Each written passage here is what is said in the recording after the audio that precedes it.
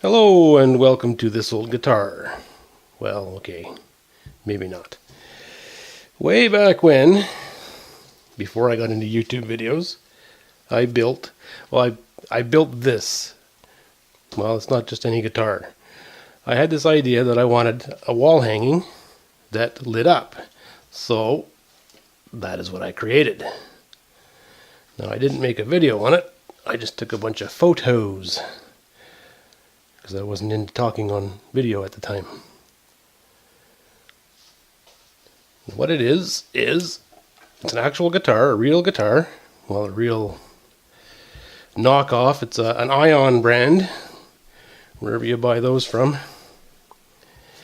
Bought it at the pawn shop. It was $25. It had issues, wouldn't stay tuned. And the whammy bar was snapped off in here, so... Yes, it makes noise. It might work with a little bit of tuning. Yeah, it's out of tune. It's meant to display, not play. So I figured out that I wanted to put some LEDs on the back. And this is what I came up with. I found an online calculator. You plunk into it, how many volts you want to work with and how many lights you want to work with, and crunch in a bunch of numbers, and it tells you how many LEDs you need and how many resistors you need for those and what value. And it suggested there's 105 total here, 84 on here, and the rest on the neck. What they suggested was take 3 in series and put them all in parallel with each other, so that if one of 3 lights fails, only 2 other lights will go with it. So it made sense. So it doesn't go completely blank when one of them dies. It made sense. I don't remember the name of the website or any of that stuff. This was 3, 4, I don't know, maybe 5 years ago now. But I built a power supply here. Not really a power supply, really call it that. So that I can plug it into the wall with a wall wart. And those fellows there. This is 12 volts, 200 milliamps. So I plunked all that information into the web page, and it gave me numbers. Now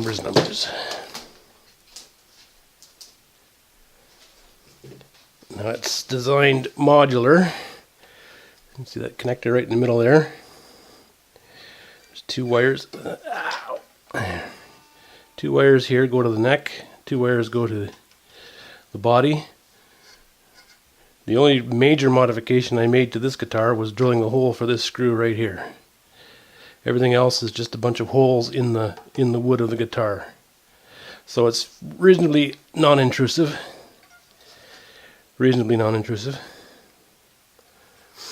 And it had to be white, and the one I found was not white. So I stripped it right down to the bare, right to the wood. Sanded it, scraped it, painted it, primed it, painted it, dolled her up nice.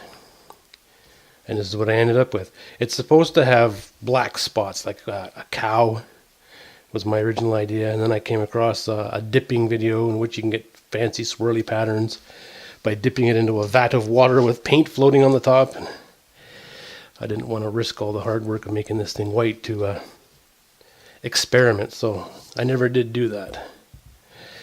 The pick guard here is the original pick guard. I sanded it down, spray painted it with stainless steel, so it looks kind of like stainless steel, I guess. My goal for it is to use a mirror, but I can't find a 12 by 12 acrylic mirror anywhere. Glass mirrors are kind of hard to cut into weirdo shapes, unless you're very, very skilled. So the next best thing is an acrylic mirror, but the best ones I could find were on playpens and things, and they were all trashed. So It might get done eventually, it might not. The headstock here, I made it look like stainless steel.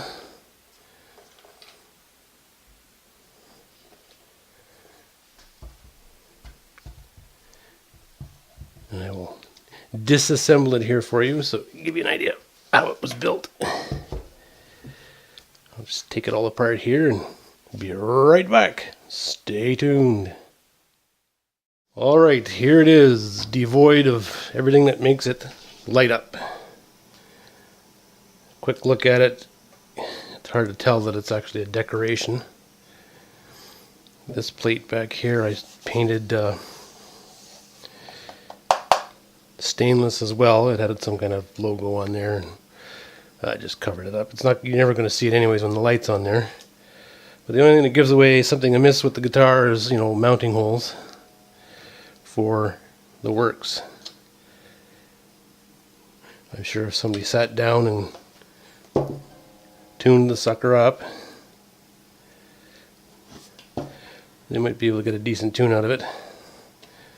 Although, without a whammy bar.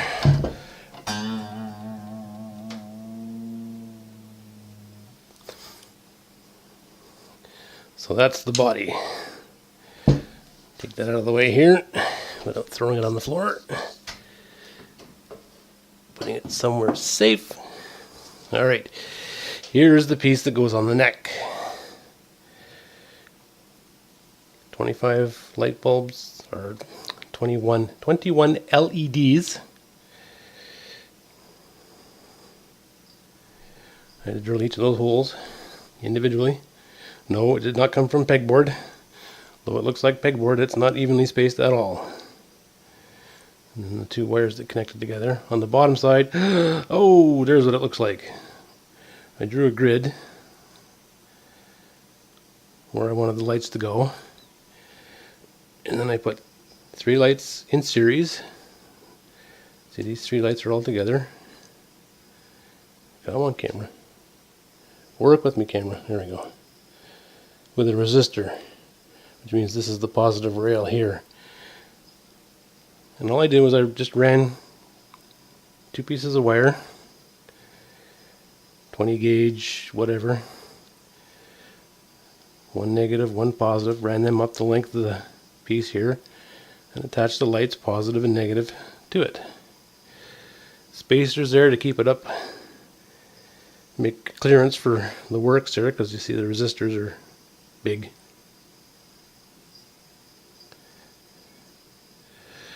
Boy, oh boy, camera.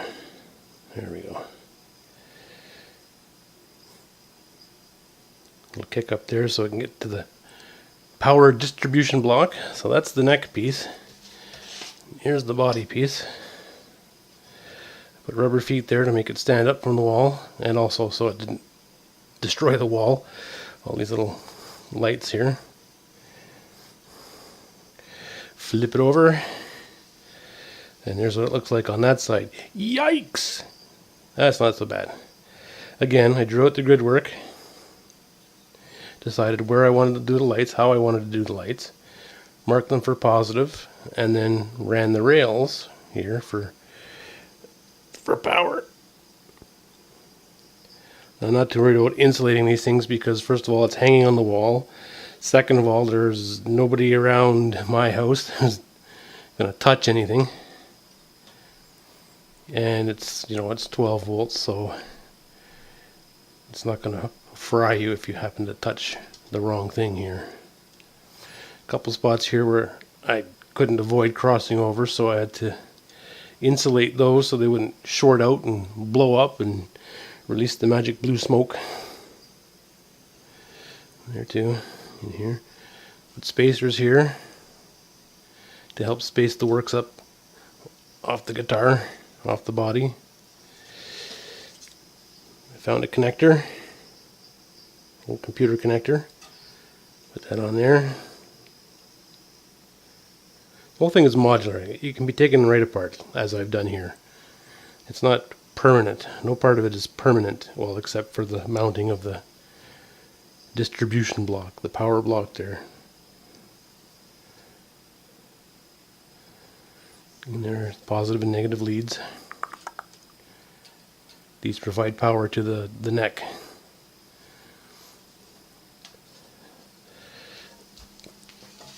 And then we have this fellow here. Just a simple circuit board. Power in, on, off, and then power to the plug on the body piece there. Straightforward stuff. Nothing fancy schmancy here. Just the basics. Enough to get the job done. Doesn't need to win any awards, so it's just hanging on my wall.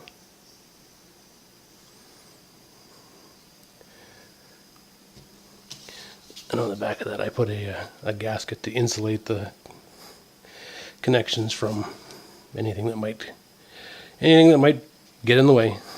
So there you have it. I dubbed this project Jay's Guitar because it has to do with a story I wrote, a therapy story I wrote. And Jay is one of the protagonists, the best female lead guitarist you're ever going to meet.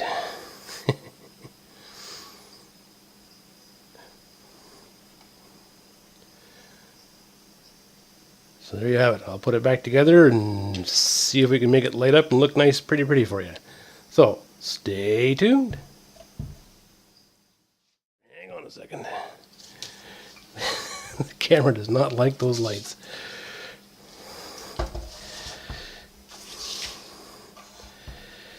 Yeah, you can't really see what it looks like.